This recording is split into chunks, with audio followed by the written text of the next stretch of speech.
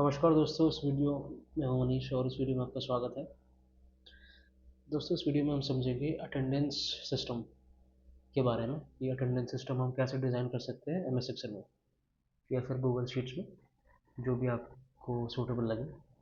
तो एक ये बेसिक सा डेटा सेट मैंने लिया है जिसमें कि 10 स्टूडेंट्स हैं जिनके रोल नंबर 1 to 10 है, और यहाँ पर ये जो सेकंड कॉलम है इसमें नेम है, स्टूडेंट्स के नेम है, और ये जो है डेटा सेट है, यहाँ पे नंबर ऑफ डेज है, मतलब डे 1, डे 2, डे 3, एंड ये जा रहा है डे 30 तक। तो इस डेटा सेट में मैंने ये बताने की कोशिश करी है कि कितने स्टूडेंट का स्टेटस, अटेंडेंस स्टेटस 30 डेज का, मतलब एक महीने में कितने कितने बार स्टूडेंट एबसेंट है, स्टूडेंट प्रेजेंट है। तो मैंने यहाँ पे जो है मार्क किया हुआ है। तो जैसे राहुल डे 1 पे प्रेजेंट है, डे 2 पे भी प्रेजेंट है, डे 3 पे एबसेंट है।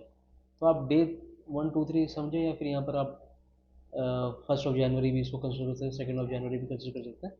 तो मैंने सेक ऑफ सिंप्लिसिटी के अकॉर्डिंग ये यहाँ पे वो किया है, इसको लिस्ट किया है।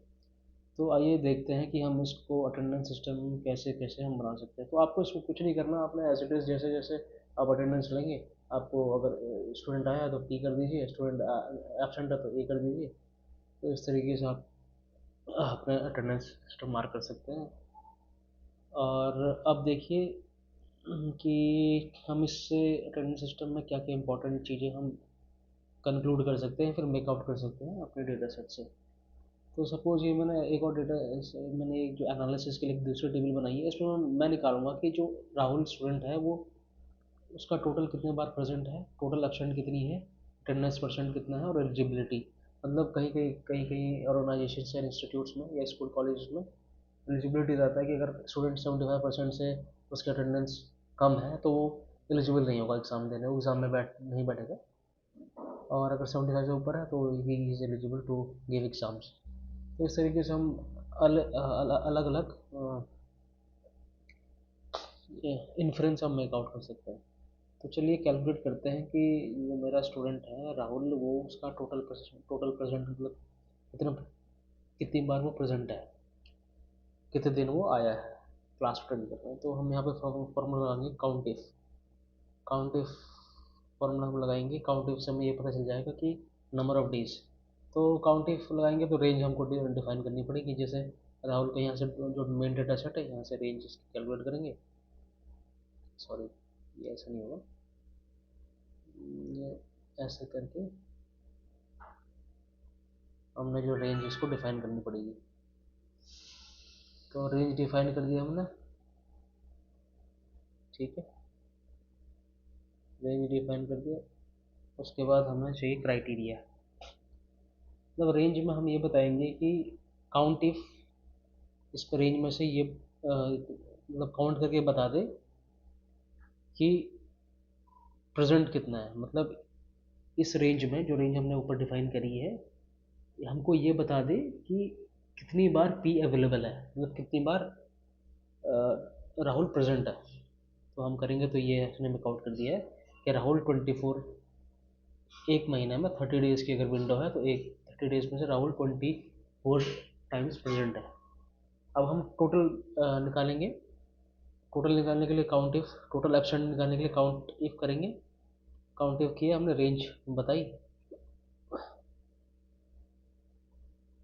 रेंज के लिए हम दोबारा से सेलेक्ट करेंगे जो हमारी डेटा रेंज है, 30 डेज का रेंज हम देंगे, ठीक है, हमने सेलेक्ट कर लिया है। अब हम इस रेंज में हम ये बताएंगे कि सॉरी, हम रेंज बताएंगे कि एब्सेंट कितना है। आप इजीली मेक आउट कर सकते हैं कि राहुल टोटल प्रेजेंट 24 है, टोटल एब्सेंट सिक्स एब्सेंट है। और अगर हम सेम क्राइटेरिया करेंगे नेहा नेहा के लिए भी हम कर लेते हैं। नेहा का हम क्या करेंगे, काउंट इफ करो। रेंज हम दोबारा से बता हमें, क्योंकि रेंज हमें बतानी पड़ेगी। यहाँ का जो रेंज है वो यहाँ से है, रेंज हमने बता दी। और ये फाइंड आउट कर दे पी कितना, ठीक है। नेहा का 25 है, 25 है तो, और एब्सेंट कितना है ये भी हम बता देंगे। काउंट इफ रेंज, अगर रेंज बता दें, ठीक है। रेंज बताने के बाद हम ये बता दें कि सॉरी कि कितनी एब्सेंट है, तो 5 एब्सेंट है। हम थोड़ा सा फॉर्मेटिंग भी कर सकते हैं इसकी, ताकि ये देखने में जो अच्छा लगे, सेंटर लाइन, ठीक है। तो हम इजीली मेक आउट कर सकते हैं इस तरीके से। और अमन का हमें निकालना है, अमन का क्या है, अमन का काउंट है, फॉर्मूला हमेशा इक्वल टू से शुरू करेंगे, काउंट इफ लगाएंगे, रेंज हमें देनी पड़ेगी अमन, ठीक है।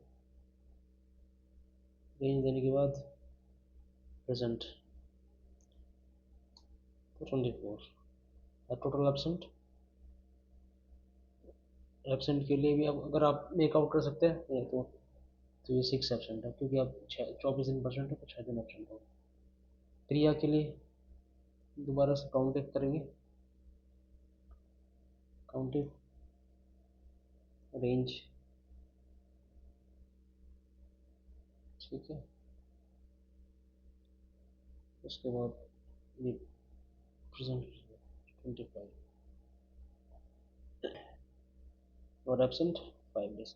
तो इस तरीके से अगर आप इसे ड्रैग एंड ड्रॉप करेंगे तो इजीली आप मेक आउट कर सकते हैं। उसमें एक्सेल ने क्या किया, ऑटोमेटिक जो है वो फार्मूला मेक आउट कर दिया। तो हमने ये फाइंड आउट कर लिया है कि ईच स्टूडेंट कितनी बार प्रेजेंट है एक महीने में या एक मंथ में, और कितनी बार एब्सेंट है। और उसके बाद हम अब निकालेंगे अटेंडेंस परसेंट। अटेंडेंस परसेंट के लिए क्या करेंगे हम, इसके लिए सिंपल सा है, total present divided by 30 into 100, तो ये 80% है, मतलब इसकी जो अटेंडेंस परसेंट है वो 80% है। तो एज इट इज़ अगर हम इसको कॉपी करेंगे तो सबका अटेंडेंस परसेंट निकल जाएगा 83, 80, 83।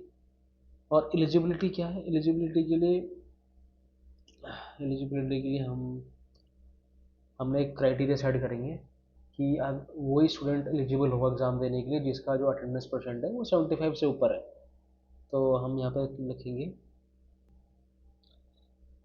इफ़ की कंडीशन आप लगाना होगा। लॉजिकल टेस्ट क्या है, इफ़ जो अटेंडेंस परसेंट, ये अटेंडेंस परसेंट है, ये ग्रेटर देन या इक्वल टू 75 है, तो एलिजिबल फॉर एग्ज़ाम्स। और अगर ये 75 से कम है तो नॉट, लो अटेंडेंस, तो ये प्रिंट कर दे लो अटेंडेंस, लो अटेंडेंस। तो इस तरीके से जो है हम ऐसे कर सकते हैं। तो जैसा आप देख पा रहे हैं ये हमने एक रिजल्ट मेकआउट कर लिया है, मतलब हमने जो अपनी कैलकुलेशन कर ली है कि लगाना चाहें तो आप कंडीशनल फॉर्मेटिंग भी लगा सकते हैं। आपने पूरा डेटा सेट सेलेक्ट करना है, और डेटा सेट सेलेक्ट करने के लिए अगर आपको इजीली मतलब इस विजुअली आपको देखना हो, कि मैं एकदम से विजुअली देखना चाहूँ कि 18 तारीख को या फिर 18 तारीख को कितने स्टूडेंट प्रेजेंट थे, कितने एब्सेंट थे, तो आप कंडीशनल फॉर्मेटिंग लगा सकते हैं। तो आप डेटा सेट सेलेक्ट करने के बाद कंडीशनल फॉर्मेटिंग पे क्लिक कीजिएगा, और आप यहाँ पर जो है हाईलाइट सेल एक कंडीशन है और उसमें इक्वल टू, तो ये इस पे क्या करना आपने, अब ये जो format cells that are equal to, मतलब हम यहाँ पे कंडीशन लगाएंगे कि अगर जो सेल की वैल्यू अगर ए है तो वो जो है डिस्प्ले करा दे उस वैल्यू को मतलब रेड कलर में। तो ये मैंने कर दिया है। तो ये कंडीशनल फॉर्मेटिंग से आप इजीली समझ पाए होंगे कि मैंने जो है जिस दिन जो स्टूडेंट एब्सेंट है तो वो हाईलाइट कर दिया है रेड कलर में। तो आप इजीली मेक आउट कर सकते हैं कि कौन सा, अगर आप देखना चाहें कि 7 तारीख को 7 जनवरी को कौन से स्टूडेंट्स एबसेंट है। तो इसमें तो दो स्टूडेंट एबसेंट है, और आप इजीली मेक आउट कर सकते हैं कि कौन है। राहुल एबसेंट है और अंजलि एबसेंट है। तो इस तरीके से आप जो है कर सकते हैं। तो ये अटेंडेंस सिस्टम है। एवरेज अटेंडेंस कितनी है, तो ये भी हम यहाँ देख सकते हैं एवरेज अटेंडेंस क्लास की कितनी है। तो अगर ये हमें देखना हो तो एवरेज का फॉर्मूला लगाएंगे। एवरेज एवरेज और पूरा रेंज में सेलेक्ट कर लेते हैं। स्टूडेंट्स तो प्रेजेंट होते ही होता है। और average average attendance, average present attendance, attendance और एवरेज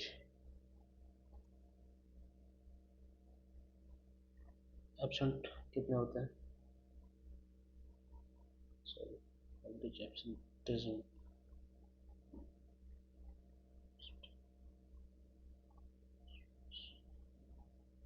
ये हम काउंट कर सकते हैं, इसको भी एवरेज लगाएंगे। सॉरी, इक्वल टू एवरेज लगाएंगे। मतलब ऑन एन एवरेज हर दिन तो 5 स्टूडेंट्स के आसपास को ऐसे समझ सकते हैं कि एक स्टूडेंट जो है महीने में लगभग 5 छुट्टी तो लेते ही लेता है। और प्रेजेंट जो है एक स्टूडेंट जो है महीने में 24 बार प्रेजेंट होता है। तो इस तरीके से हम इसको मेक आउट कर सकते हैं। ठीक है। तो आई होप आपको ये अटेंडेंस सिस्टम समझ में आया होगा। कैसे हम ये बना सकते हैं, कैसे हम इससे रिजल्ट फाइंड आउट कर सकते हैं, या फिर कोई इन्फ्लुएंस फाइंड आउट कर सकते हैं। तो सबसे पहले जो मैंने बेसिक 5 चीज़ें इसमें से मेक आउट करी हैं कि टोटल स्टूडेंट कितने प्रेजेंट हैं महीने में, वो कैसे निकाल सकते हैं। टोटल स्टूडेंट एब्सेंट है वो कैसे हम मेक आउट कर सकते हैं। अटेंडेंस परसेंट कैसे निकाल सकते हैं।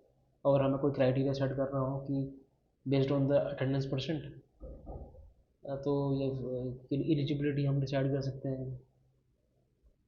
और